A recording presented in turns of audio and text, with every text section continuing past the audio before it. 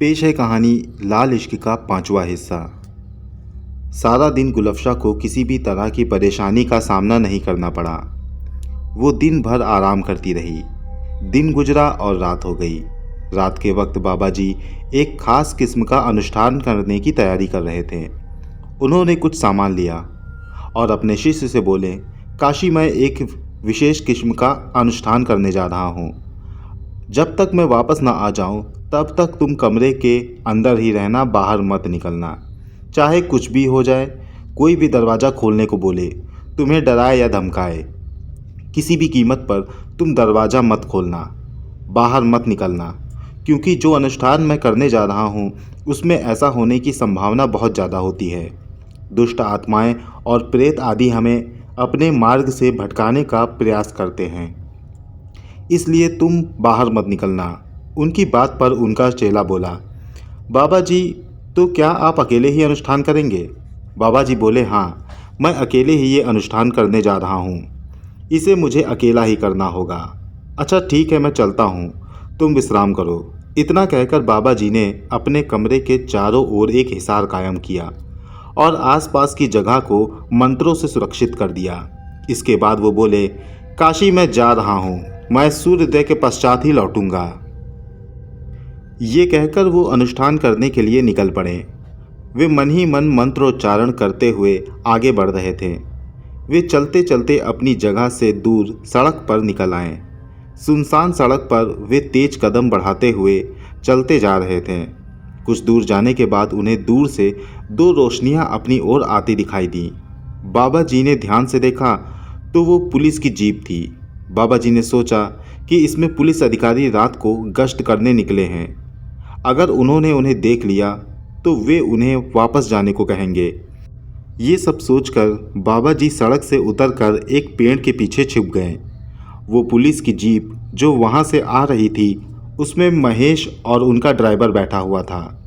Jeep वहाँ से गुजरते हुए आगे निकल गई तो बाबा जी फिर से चल दिए।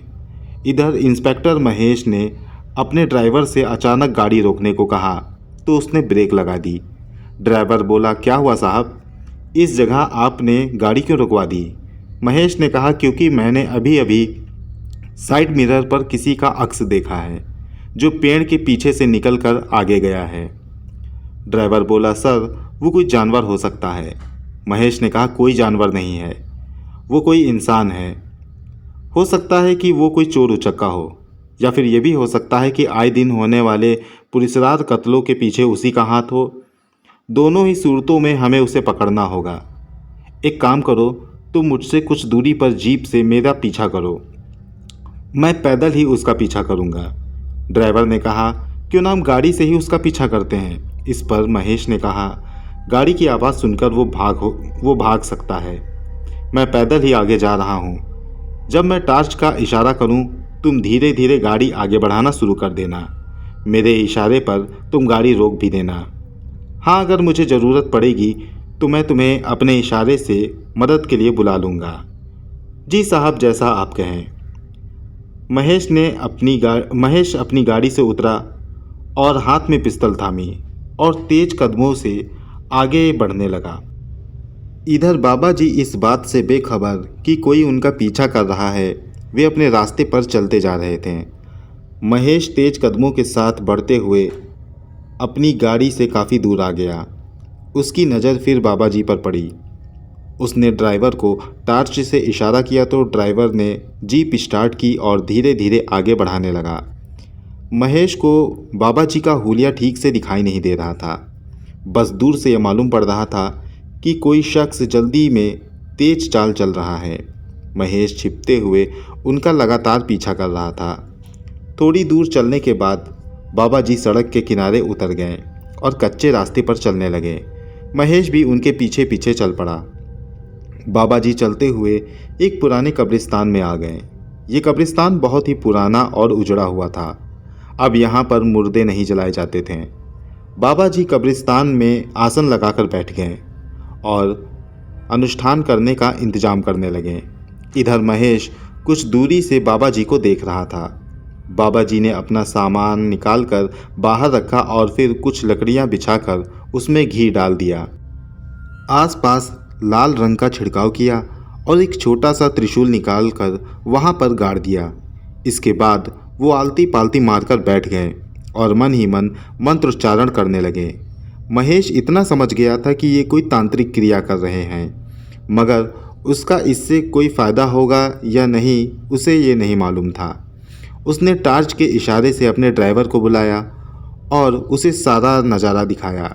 ड्राइवर को उनका चेहरा तो नहीं दिखा, मगर उसने अंदाज़ा लगा लिया कि वो बाबा जी ही हैं। वो बाबा जी को पहचानता था।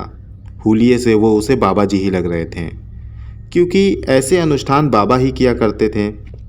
ड्राइवर ने कहा, साहब ये तो बाबा जी मालूम पड़ते हैं, ये अपनी तांत्रिक क्रिया कर रहे हैं, हमें यहाँ से चलना चाहिए। महेश ने कहा, तुम इन्हें जानते हो? ड्राइवर ने कहा, हाँ मैं जानता हूँ, ये हमारे ही इलाके के पास रहते हैं, बहुत पहले से तांत्रिक क्रियाएं करते हैं। महेश ने कहा, इनसे कहो कि हमारे साथ चलें, हम इन्हें इनके घर छोड़ कर आएंगे। इस पर ड्राइवर ने कहा, नहीं साहब, हम ऐसा नहीं कर सकते। बाबा जी के अनुष्ठान में हम बाधा नहीं डालते हैं, हमें ऐसा नहीं करना चाहिए। कहीं कोई अनहोनी हो गई तो लेने के देने पड़ जाएंगे।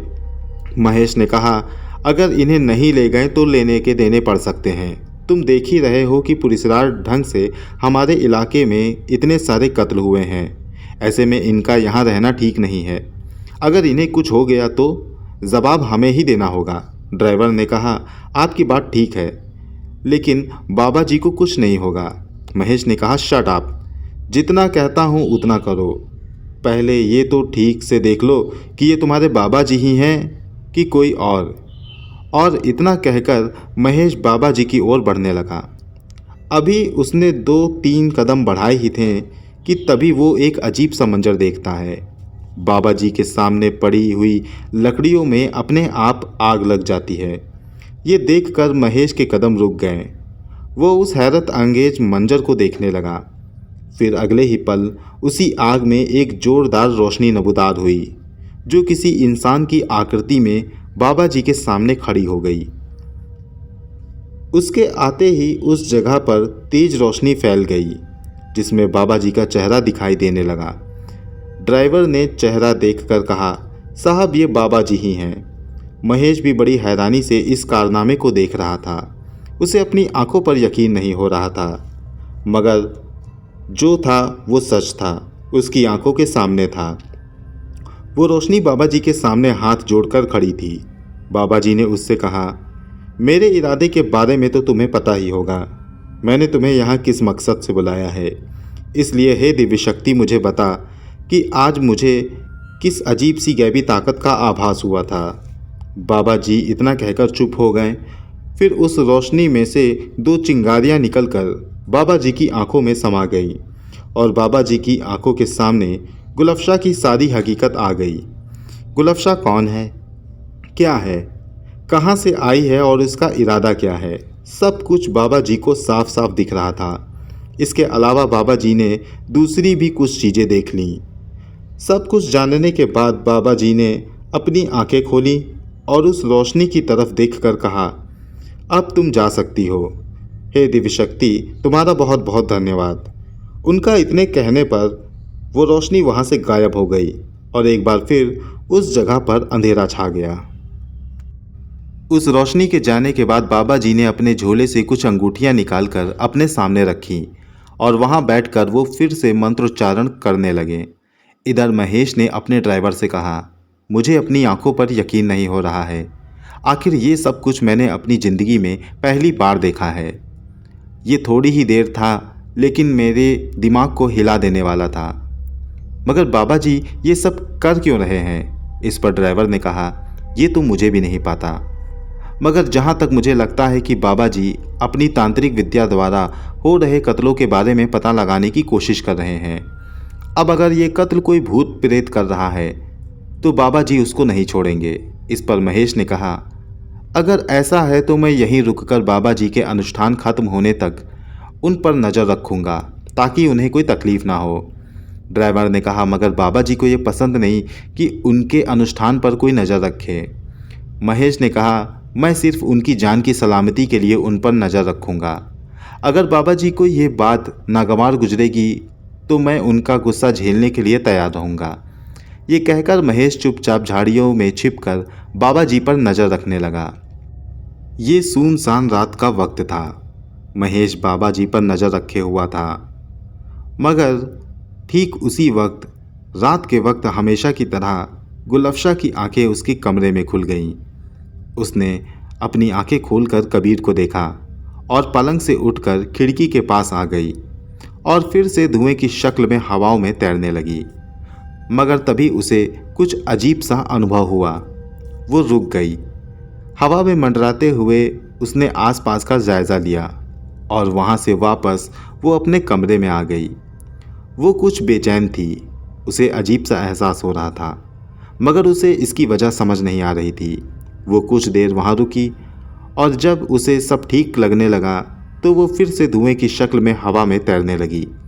वो हवा में तैरते हुए अपने अगले शिकार की तलाश करने लगी, मगर इलाके में हुए कत्लों की दहशत की वजह से उसे कोई भी बाहर दिखाई नहीं दे रहा था।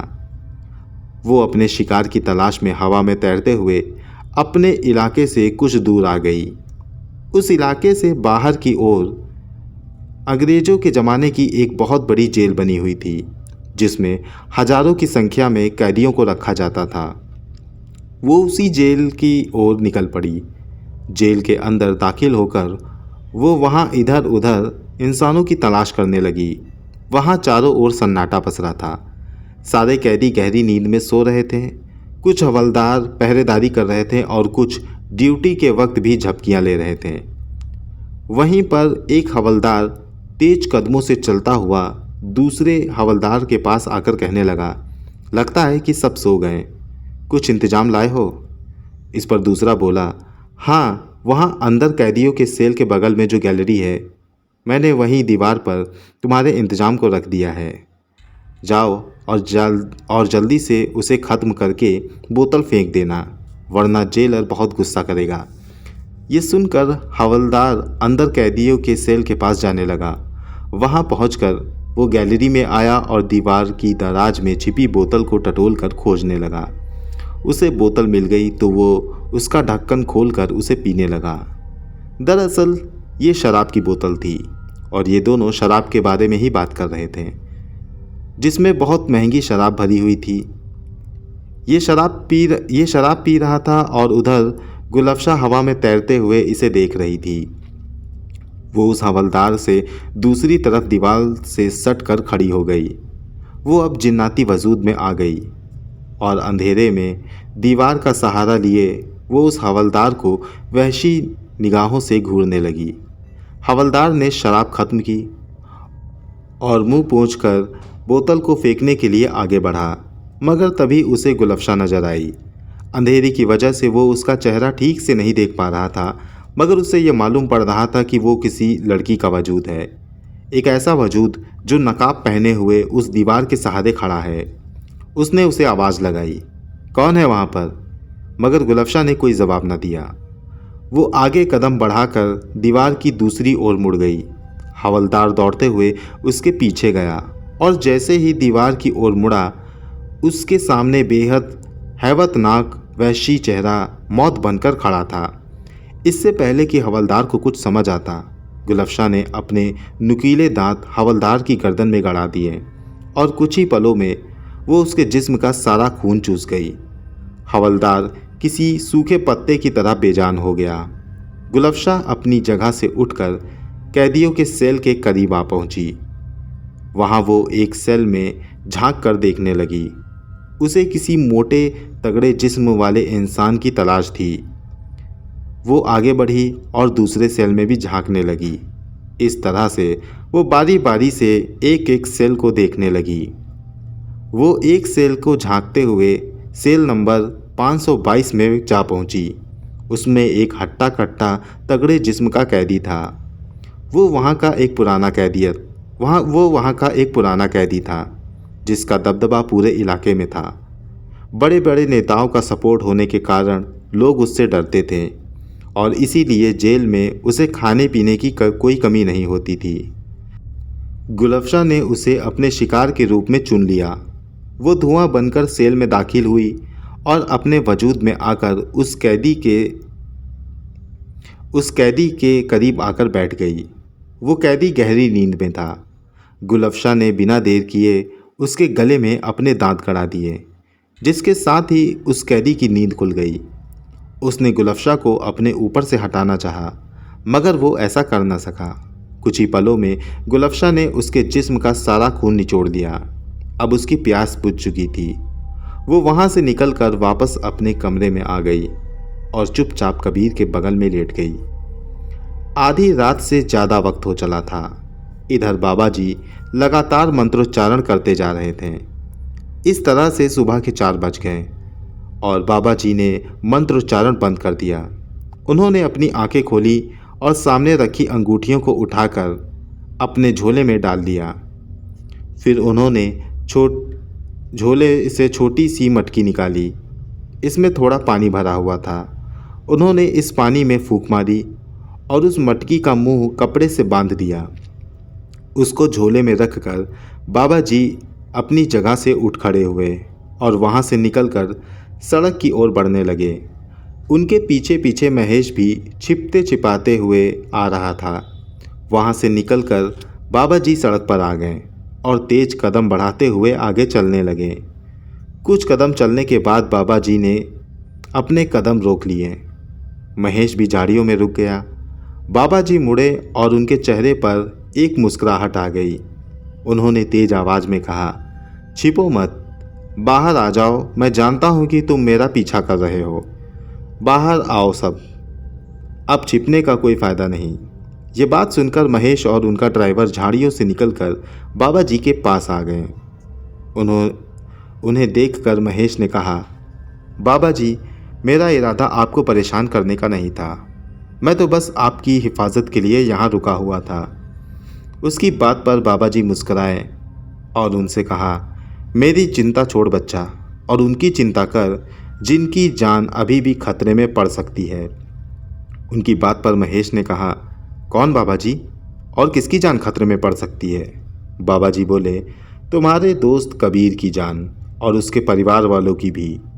इन सभी की जान खतरे में पड़ सकती है। उनकी बात पर महेश चौंक गया। उनकी बात पर महेश ने चौंकते हुए कहा, मगर क्यों बाबा जी? उसके इतना कहने पर बाबा जी ने महेश को गुलफशा की सारी हकीकत बयां कर दी। बाबा जी की बात पर महेश भौचक्का हो गया। उसे यकीन नहीं हो रहा था कि ऐसा भी कुछ हो सकता है, मगर बीते रात के कारनामे देखकर उसे बाबा जी की बातों पर यकीन करना पड़ा। दोस्तों, आखिर गुलफशा की क्या हकीकत थी? इस हकीकत से पर्दा कहानी में आगे उठने ही वाला है, इसलिए इस बात को अभी यहीं रोकते हैं। आगे बाबा जी ने महेश से कहा, बेटा एक मेरी मदद करो। महेश ने कहा, जी हुक्म कीजिए। बाबा जी ने कहा, मैंने कबीर के परिवार को बचाने के लिए एक उपाय सोचा है। इसके लिए मुझे कुछ अनुभवी लोगों की ज़रूरत पड़ेगी। मेरी नज़र में 7 ऐसे लोग हैं जो बहुत अनुभवी हैं और इस तरह के मामलों से पहले भी रूबरू हो चुके हैं। बेटा तुम जल्दी से जल्दी उन लोगों को यहाँ इकट्ठा कर दो। उनका पता तुम्हें मेरे शिष्य से चलेगा। वो तुम्हारे साथ जाकर उन लोगों को ले आएगा।